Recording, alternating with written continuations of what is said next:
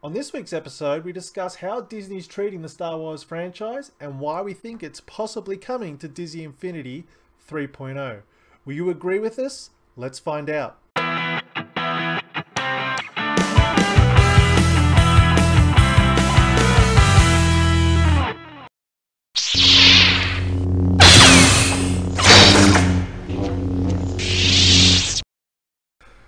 Hello everybody, welcome to our first episode of this podcast slash YouTube show entitled Infinity 3.0, The Road to Star Wars, or The Road to Star Wars for short, I guess.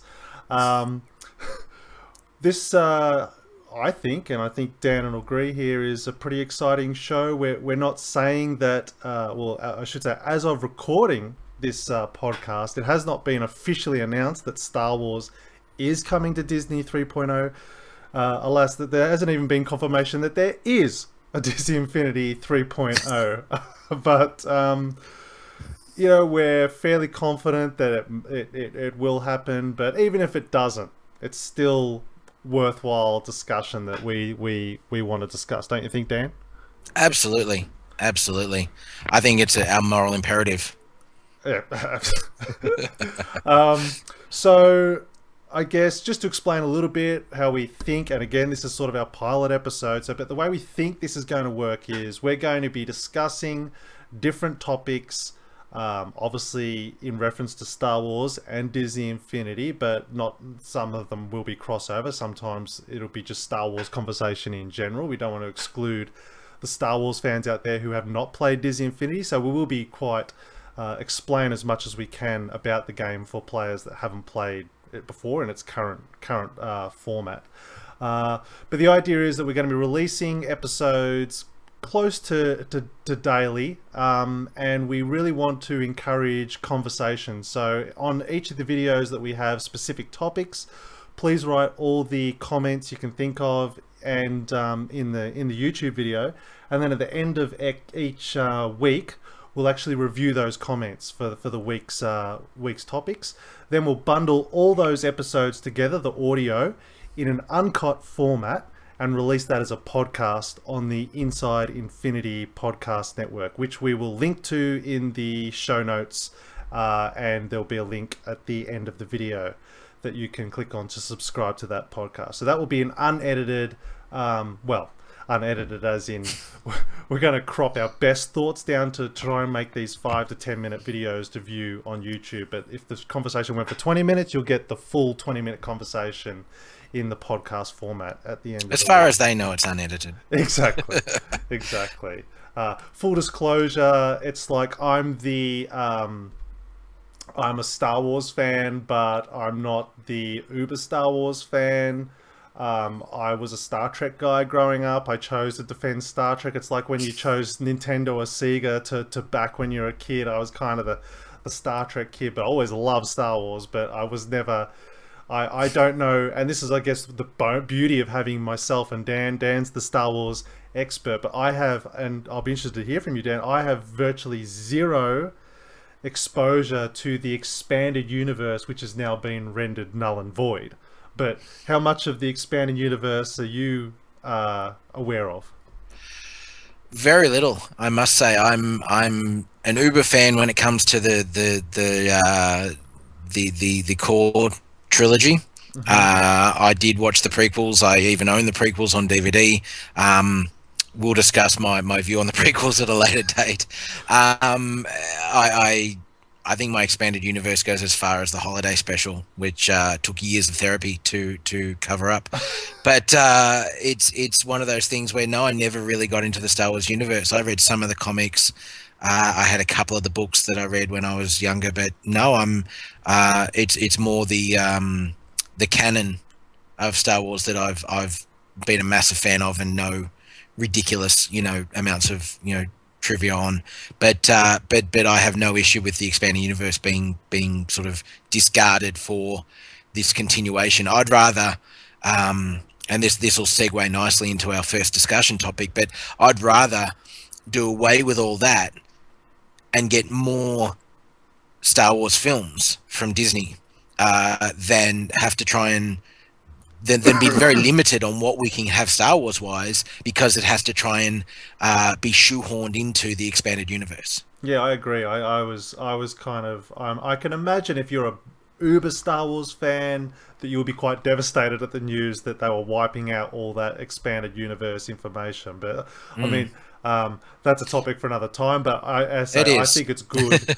But the thing is, if I don't know if it's good. Like, there might be some of it that's just awesome, you know, EU stuff. But at the end of the day, if it's that good, there's nothing to say they may not draw on it and have elements of that come in and make it canon. But that's starting to get into a discussion on it. But, you know, well, why don't we start our new topic? Our first topic to discuss is the fact that Star Wars has been bought out by Disney. Hence why we're saying that the likelihood of Star Wars being added to Disney Infinity is very high, since now Star Wars effectively is a Disney-owned property. Well, it is a Disney-owned property, and we just thought it'd be a good place to start with a discussion about where we're at now and what the Star Wars universe is looking like now that it is a Disney property. I mean, obviously, it's all being still run by Lucasfilm, I should say. I was going to say LucasArts, but that's a whole nother show. It's a separate company as far as legal terms go. But that company, as the Henson Company, as Pixar, as Marvel, are all under the Disney umbrella. That's so right. I think it's a Disney product. There was a lot of fear when Star Wars was bought by Disney. Same reason when Marvel was purchased by Disney, of like, Disney will stuff it up. And so that's will they make it? Will everything have to be G-rated? And, you know, exactly. But the thing is, this is where the internet has educated people just enough to make them like an angry mob.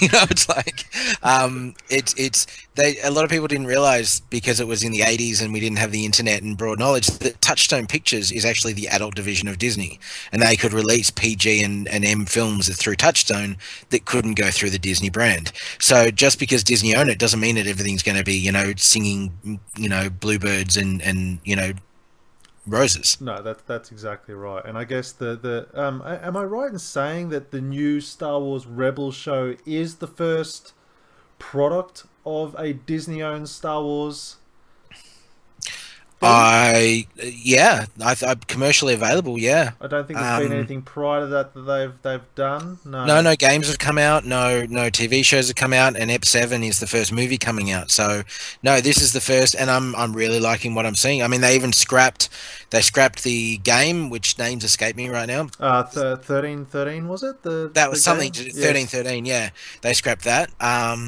And they scrapped the Clone Wars. They stopped that because it was starting to head in directions that I think would conflict with the films. Yes. And the direction they were heading with the films, because they're talking about possible flashbacks and what have you. So it's going to flash back into possibly periods that they're doing with that. So I think, Rebels is the first. Yeah. First and one. Clone Wars was sort of the next closest sort of show, wasn't it? Star Wars show that was out. Yes. That was the last Lucasfilm one, yes. Or Lucasfilm independently run, and Rebels is the first Disney released or under the Disney management. Well, so looking at Rebels, I know again, as someone who was sort of not detached from the films, obviously huge fan of the films from childhood, watching the first episode of Rebels, the light went on for me. It's like, no, Disney is not only not going to stuff this up, this is going to be really cool. Like, there's that show to me perfectly captured the Star Wars feeling, so to speak. I thought it was really infused with the essence of Star Wars. I agree. I think they just need to feed the Wookiees, and that's not a metaphor. They just need to like bulk them up a little bit. I don't even know how that is a metaphor, but it's one of those things where, apart from a couple of cosmetic things, but story wise, even the subtlety, it's not all being spoon fed. Someone said it was quite obvious. It's like, well, the effect was obvious when and I've only watched the episodes once, so forgive me if I haven't got the names right yet, but when is the main boy, is he called Ezra? Yeah, I'm When he's blanking on the myself. rooftop and he first senses the Yeah. Force, Yes. and he kind of just looks, and he's just got this little eye twinge, and then he hides, and the Jedi turns around. Spoiler alert for those that haven't watched the first episode yet. Although that is telecast a little bit, or broadcast, that he's obviously going to be a Jedi. Yeah. But it's not all spoon fed. Maybe as an adult, I picked up earlier, but my boys were watching, and it wasn't until it came out when he revealed himself that they're like, oh, he's a Jedi. And I like that it's not just broken down. So it really is family entertainment, not Yes. a kids show as such. Yes, no, I totally agree. And it's hard to tell because, again, we grew up with Star Wars, what the effect of like seeing stormtroopers on the screen again in a different light than what you've seen them over and over again, the feelings that it invokes, whether that's just the nostalgia or are they really just inherently really cool characters to have on screen. I must admit, side note, the show does annoy me a little bit about the wildly inaccurate laser fire that these characters seem to be mere meters from each other, and the blaster lasers just go everywhere. But well, that's in the films too. And the thing, this is getting into real Star Wars geekdom, but the thing that gets me about that is, they're firing, in the Death Star at Luke and Leia and what have you, and they're missing by miles. Yet when they attack the Sandcrawler, Obi-Wan's like, and these blast points, too accurate for sand people. Only Imperial stormtroopers fire with such accuracy. And it's like, what, only when they're attacking sandcrawlers? Yeah. Do they have such accuracy? The target has to be the size of a small building. It's like, well, that's not really accurate anymore when you're firing at such a massive target. Definitely. But the point is, it's definitely exciting though that they've nailed it on this cartoon. Like, it's clearly designed, like, targeted towards children. I don't think it's fully targeted towards children because I think they know the Star Wars audience, but like, it certainly does get you excited about seeing episode 7. Like, we've seen the not the leaks, but we know that it's getting back to the the physical props and stuff like that. It's gonna not rely so heavily on CG. So I'm excited to see what they do with it. I am. I think it's in good hands. I think that discussion on, I want more physical sets, I want more, it's like, well, you look at Avatar, that's fully CG once they get onto Pandora, and it looks amazing. You look at any Pixar movie, and I get swept up in the emotion of Pixar, and that whole thing is CG. I don't think it comes down to a CG versus or virtual versus practical. I think it comes down to storytelling. I think it comes down to character development. Yes, I think the sets on the prequel trilogy, I don't think digital was quite at the point. I think they thought it was, but now it's come further, you realize it wasn't. And I think it looks like a video game. It looks too soft and rendered and what have you. But I'm excited about them getting back to practical sets. I think something infuses a person when they're if they're standing on the Millennium Falcon rather than a green ramp going up to another green platform.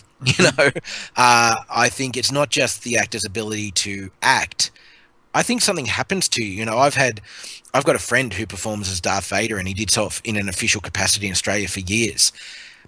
And even though I knew it was him in the suit, and I saw him without the helmet on, as soon as he walked out from the backstage with the helmet on, I was gone. It wasn't Chris anymore. It was Darth Vader. Yet if someone was standing there with a pole with tennis balls on it, I'd have a lot more trouble feeling that emotion that you feel when you have those things to interact with and work off. Yeah.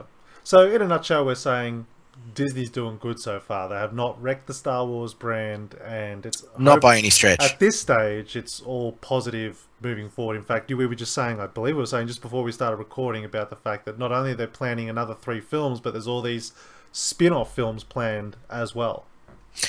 Absolutely. I mean, they're talking about a Boba Fett film. They're talking about a Obi-Wan standalone film, and that Obi-Wan standalone film there's actually been talks of it being a trilogy. So there's been people, we can talk about this on a whole nother subject on the standalone films and where they could go with them, but I like that idea. I think if they got Ewan McGregor, he was one of the best parts of the prequels, and Obi-Wan, and with Rebels they've already established that the between episodes 3 and 4, or after episode 3, the Rebels became, or the Jedi were able to become almost more mercenaries, for the greater good, compromising certain values for the greater good to get by the Empire. So the idea of, Ewan McGregor as an Obi-Wan that was a little rougher around the edges, I'd really like to see that, taking on the Empire covertly as a bit more of a mercenary. I can see that. Yeah, definitely. Yeah, train spotting meets Star Wars, So, thumbs up Disney then. And so I guess now... job well done, so far. Job well done. Job well done. Just ignore the backgrounds. We'll get to that in a second. JV put out a request today on Twitter. It says, hey, you've come across this video because you're a Star Wars fan first. We thought it'd be a good idea just to give you an idea of what the game is actually all about. We